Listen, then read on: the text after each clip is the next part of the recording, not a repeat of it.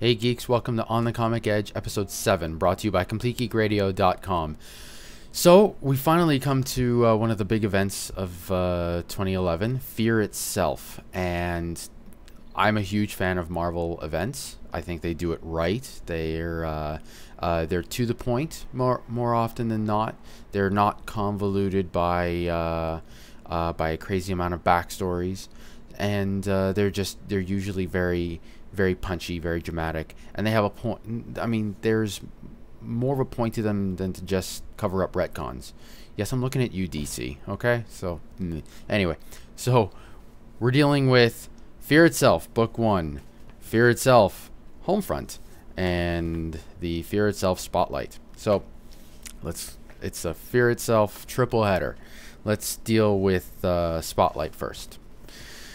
So basically what we have here is, I don't want to say this is really a necessary book, but if you're really into the behind the scenes stuff, if you're the kind of geek that reads forums and loves to know what the artist is thinking and what's going on at the House of Ideas, Marvel HQ, then this is something you want to pick up, because they go more into depth with the history of Marvel events, certain things that are going to be really important with Fear itself, different writers and artists. The first interview is with Matt Fraction, who I absolutely adore, and it's really interesting.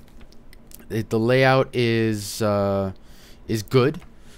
It's obviously them being interviews, word heavy, and you're going to see some stuff that you didn't know was coming up, probably, and I didn't know was coming up. I didn't know about this this Youth in Revolt thing, which sounds pretty cool to me. And yeah, something you might wanna check out. I don't want to say it's really but you know what? If you're really into comics as an art form and comics as an ongoing process, and as well as what's going to happen with Fear itself, then this is something you want to check out. Okay, next up is, let's do with the core. Fear Itself, Book 1. This is Fraction, Immonen, Von Grawbadger, and Martin at their absolute best. It's, first off, it's a thick book. I mean, I love these. I love the core books to these events, because they're not thin. They're usually pretty hefty, and the art is fantastic. It's really punchy. It's got some great lines to it. The pace is fantastic. The characters, the characterizations, just great. Everybody has a little bit of a, I don't want to say everybody's spotlighted, but everybody has their 2 cents. Everybody, it's not originally, Fear Itself was supposed to be about Captain America and Thor. Now it's very much the whole universe, and it's working very, very well. We go back to some of things that happened before the heroic age started. Everything going back to almost Avengers Disassembled. I would say more Civil War is where they start grabbing stuff from, which is great, because a lot of people really started liking Marvel events around that time. At least currently the current flow of Marvel events, people seem to have jumped on during Civil War, because it really caught a lot of people's attention. And this is so far, from what I can tell from Book 1, this is going to be on par with Civil War. This is going to be epic, jaw-dropping, really explosive, not just action, but the characters are going to have some fantastic moments. And yeah, if you haven't picked up Fear Itself, you need to stop watching this. Go get it, because this is something that's going to define the Marvel universe for not years to come. I don't think it's going to be like that, but This is going to be big. This is going to be the big thing. And next, Fear Itself Homefront.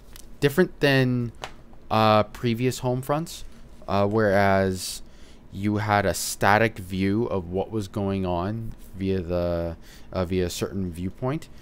This one has a multitude of stories, as you can see here, with a multitude of artists and writers.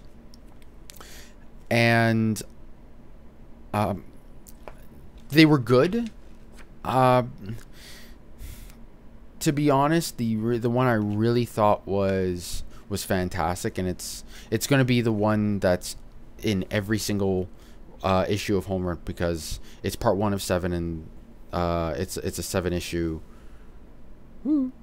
See, 7. There you go, 1 of 7, which is the same as Fear Itself.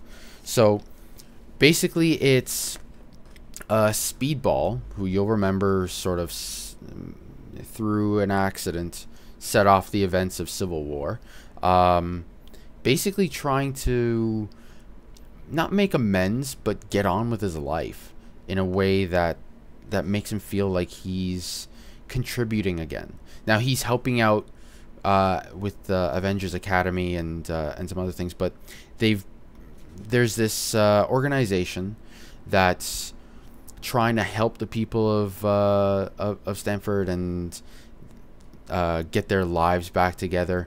And what he does is he goes incognito and volunteers with them and does a fantastic job. And I'm going to be giving stuff away, but he goes and he gets caught after a while, and it turns very ugly very quickly. And the whole idea of Fear Itself is everybody's afraid of something. It's a very uneasy world. In fact, I was really surprised where they're going with this. There's some controversy, actually. There's a lot of controversy over the proposed building of a mosque at Ground Zero in New York. Now, a lot of people aren't happy about that. Personally, well, you know what? I'm gonna leave my personal opinion out of it. Suffice it to say, it's really a powder keg waiting to go off. And in the first page is a riot happening at Ground Zero and people freaking out about exactly that. They don't say what it is, but if you watch the news, you know what's going on. That's important. So this is not just about what's Spider-Man afraid of, what's Thor afraid of. It's not about that. It's not about what superheroes are afraid of. It's about the idea of fear, how it can compel people, how it can compel groups of people, civilizations, and how it can end civilizations. So things turn really ugly really quickly. And what I really enjoyed, I'm really enjoying the story. Is called Lurker, as well as the core story. I'm really liking how they're not pulling their punches. Fraction has big adamantium balls for what he's doing with this, and he should be praised for it. The artwork is fantastic in Lurker. In fact, it's I think Mike Mayhew. I think it's Mike Mayhew, but it's super realistic without it being without it being creepy. Let me see if I can get some really. I'm gonna come up with a way of like scanning these and get it, but I don't have a scanner right now, so eventually. But I mean, the artwork is really good. It actually reminds me. I don't know if I'm dealing with the same artist who dealt with. There was that Marvels series years back, and it had super realistic art. I really like it. I can tell something like that takes a very long time, but it's really good. It's not something I would like to see in every comic, because I like some, you know, sometimes the flashier stuff, the less realistic stuff sometimes, but just fantastic. Anyway, you should check out all 3 of these comics. You should really jump on the Fear Itself bandwagon if you haven't already. Marvel, this isn't the only Marvel event coming up. I believe there is an event in the X universe, the X circles, called Schism, coming up. Don't know much about that. I will probably talk about that once I've gotten some information, when we see you on episode 16 of Complete Geek Radio. So thank you for watching. Thank you for listening to our show as well. I'm sure you do both. And this is Edge saying, stay geeky.